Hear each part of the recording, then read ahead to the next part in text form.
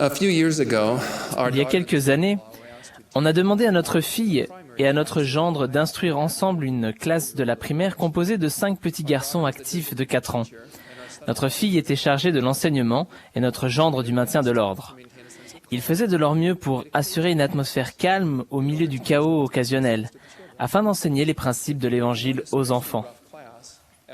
Au cours d'une leçon particulièrement agitée, et après avoir averti plusieurs fois un petit garçon énergique, notre gendre l'a escorté hors de la classe. Une fois dehors, il s'apprêtait à lui parler de son comportement et de la nécessité de l'amener à ses parents quand le petit garçon l'a arrêté avant qu'il ait pu dire un mot et, levant la main et en proie à une grande émotion, s'est exclamé « Parfois j'ai beaucoup de mal à penser à Jésus ».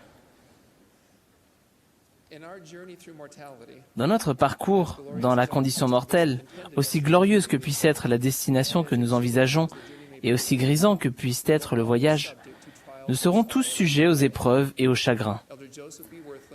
Joseph Wirthlin a enseigné « La roue du chagrin s'arrête un jour ou l'autre sur chacun de nous. Un jour ou l'autre, tout le monde doit connaître le chagrin. Personne n'en est exempt. Dans sa sagesse, le Seigneur n'épargne à personne la douleur ou la tristesse. Néanmoins, la difficulté que nous pouvons avoir, nous aussi, à penser à Jésus, détermine en grande partie notre possibilité de parcourir cette route en paix ou non. Ce n'est pas notre capacité d'éviter les épreuves, la tristesse et le chagrin qui nous permet d'avoir l'esprit, la conscience et le cœur en paix. Malgré nos supplications sincères, les tempêtes ne seront pas toutes détournées, les infirmités ne seront pas toutes guéries, et nous ne comprendrons peut-être pas pleinement chaque point de doctrine, chaque principe ou chaque pratique enseignée par les prophètes voyants et révélateurs. Nous avons néanmoins reçu la promesse de la paix, assortie d'une condition. Dans l'évangile de Jean, le Sauveur a enseigné que malgré les tribulations, nous pouvons prendre courage, nous pouvons espérer, et nous ne devons pas craindre, car il a déclaré que nous pourrions avoir la paix en lui. La foi en Jésus-Christ et en son sacrifice expiatoire est et sera toujours le premier principe de l'Évangile et la fondation sur laquelle est édifiée notre espérance en la paix dans ce monde et la vie éternelle dans le monde à venir. Pour nous aider dans notre quête de la paix au milieu des difficultés quotidiennes, le Sauveur nous a donné un modèle simple pour garder nos pensées centrées sur lui. Il a dit « Apprends de moi et écoute mes paroles. Marche dans l'humilité de mon esprit et tu auras la paix en moi. Je suis Jésus-Christ. » Apprendre, écouter et marcher. 3 étapes accompagnées d'une promesse. Premièrement, apprends de moi. Dans Ésaïe, nous lisons « Des peuples s'y rendront en foule et diront « Venez et montons à la montagne de l'Éternel, à la maison du Dieu de Jacob, afin qu'il nous enseigne ses voies. » Dans les temples de plus en plus nombreux qui couvrent la terre, nous apprenons qui est Jésus-Christ et quel est son rôle dans le plan du Père. Il est le créateur de ce monde, notre sauveur et notre rédempteur, et la source de notre paix. Le président Monson a enseigné « Le monde est un endroit dans lequel il peut être éprouvant et difficile de vivre. En allant vous et moi dans les saintes maisons de Dieu et en nous souvenant des alliances que nous y contractons, nous serons davantage capables de supporter toutes les épreuves et de surmonter toutes les tentations. Dans ces sanctuaires, nous trouverons la paix. » Alors que je présidais une conférence de pieux dans le cadre de mon service en Amérique du Sud, j'ai rencontré un couple en proie au chagrin à la suite du décès de leur fils en bas âge. C'est lors d'un entretien au cours de la conférence que j'ai rencontré pour la première fois frère Toumiri et que j'ai appris son deuil. Au cours de notre conversation, il a non seulement dit qu'il était attristé par la mort de son fils, mais également qu'il était effondré à l'idée de ne jamais le revoir. Il a expliqué qu'étant membre de l'Église depuis relativement peu de temps, sa femme et lui avaient épargné suffisamment d'argent pour aller au temple une fois avant la naissance de leur petit garçon, et qu'ils avaient été scellés en couple et que leurs 2 filles leur avaient aussi été scellées. Il a ensuite expliqué qu'ils avaient épargné de l'argent pour retourner au temple, mais qu'ils n'avaient pas encore pu y emmener leur petit garçon pour qu'il leur soit scellé aussi. Comprenant qu'il y avait vraisemblablement un malentendu, j'ai expliqué qu'il reverrait bien son fils s'il restait fidèle, parce que l'ordonnance du scellement qu'il avait lié à sa femme et à ses filles était également suffisante pour le lier à son fils qui était né dans l'alliance. Étonné, Il a demandé si c'était bien vrai, ce que j'ai confirmé. Il a ensuite demandé si je serais d'accord pour parler avec sa femme, qui était inconsolable depuis la mort de son fils, 2 semaines plus tôt. Le dimanche après-midi, après la conférence, j'ai rencontré Sœur Toumiri, et je lui ai expliqué ce point de doctrine magnifique. Encore accablée par cette perte récente, mais avec une lueur d'espoir à présent, elle a demandé en larmes, « Est-ce que je pourrais vraiment serrer mon petit garçon dans mes bras de nouveau ? Est-il vraiment à moi pour toujours ?» Je lui ai assuré que si elle était fidèle à ses alliances, le pouvoir de scellement que l'on trouve au temple, qui agit grâce à l'autorité de Jésus-Christ, lui permettrait effectivement d'être de nouveau avec son fils et de le serrer dans ses bras. Bien qu'ayant le cœur brisé par la mort de son fils, Sœur Toumiri est partie à l'issue de notre entretien avec des larmes de reconnaissance et en paix, grâce aux ordonnances sacrées du temple, rendues possibles par notre Sauveur et Rédempteur. Chaque fois que nous allons au temple, dans tout ce que nous entendons, faisons et disons, dans chaque ordonnance à laquelle nous prenons part, dans chaque alliance que nous faisons, notre attention est dirigée vers Jésus-Christ.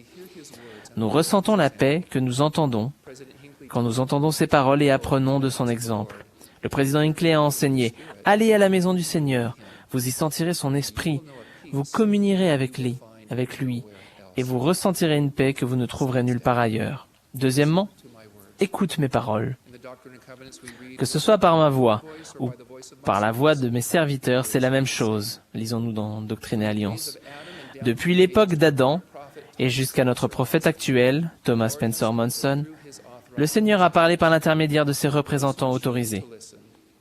Les personnes qui choisissent d'écouter les paroles du Seigneur données par l'intermédiaire de ses prophètes et d'y obéir trouveront la sécurité et la paix. Dans le livre de Mormon, comme Sir Oscarson vient de le décrire, on trouve de nombreux exemples de l'importance de suivre les recommandations des prophètes et de leur être fidèle, y compris la leçon tirée de la vision de Léhi de l'arbre de vie qui se trouve dans 1 Néphi chapitre 8. Jamais le grand et spacieux édifice n'a été plus bondé, et jamais le bruit venant de ses fenêtres ouvertes n'a été plus faux, plus moqueur et plus déroutant qu'à notre époque. Ce passage décrit 2 groupes de gens et leur réaction aux cris provenant de l'édifice. À partir du verset 26, on lit « Et je jetai aussi les regards autour de moi et vis, de l'autre côté de la rivière d'eau, un grand et spacieux édifice. Et il était rempli de gens, et ils paraissaient se moquer et montrer du doigt ceux qui étaient venus manger du fruit.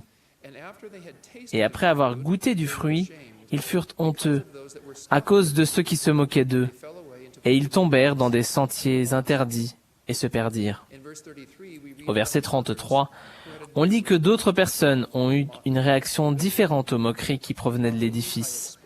Léhi explique que les personnes qui se trouvaient dans l'édifice les montrèrent du doigt avec mépris, lui et ceux qui mangeaient du fruit, mais qu'ils ne firent pas attention à eux.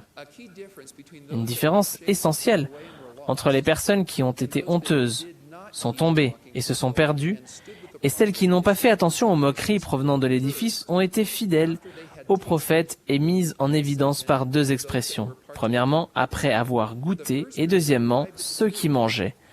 Le premier groupe était arrivé à l'arbre, avait été fidèle aux prophètes pour un temps, mais avait seulement goûté du fruit. En ne continuant pas à manger, ces personnes ont permis aux railleries provenant de l'édifice de les influencer, les éloignant du prophète et les attirant dans des sentiers interdits où ils se sont perdus. En contraste avec les personnes qui ont goûté et se sont égarées, il y en a d'autres qui ont continuellement mangé du fruit. Celles-là ont ignoré l'agitation provenant de l'édifice, sont restées avec le prophète et ont en conséquence bénéficié de la sécurité et de la paix.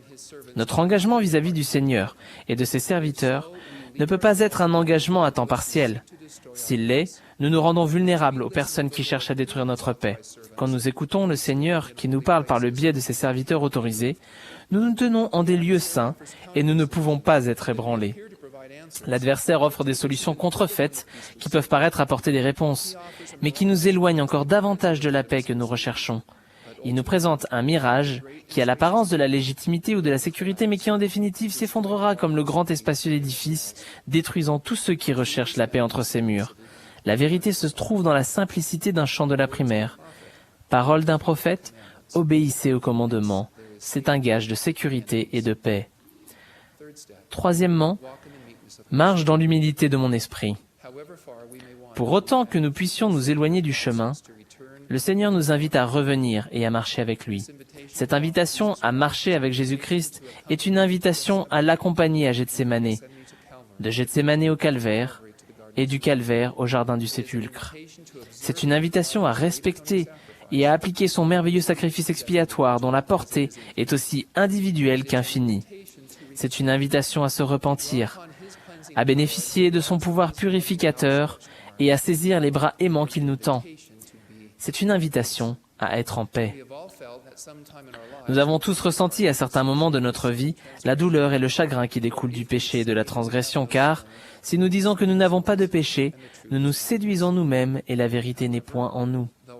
Néanmoins, même si nos péchés sont comme le cramoisi, si nous appliquons l'expiation de Jésus-Christ et marchons avec lui en nous repentant sincèrement, ils deviendront blancs comme la neige. Bien que nous ayons porté le poids de la culpabilité, nous obtiendrons la paix. Alma le jeune a été obligé de faire face à ses péchés quand un ange du Seigneur lui est apparu.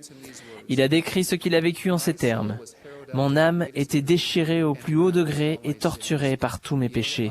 Oui, je voyais que je m'étais rebellé contre mon Dieu et que je n'avais pas gardé ses saints commandements. »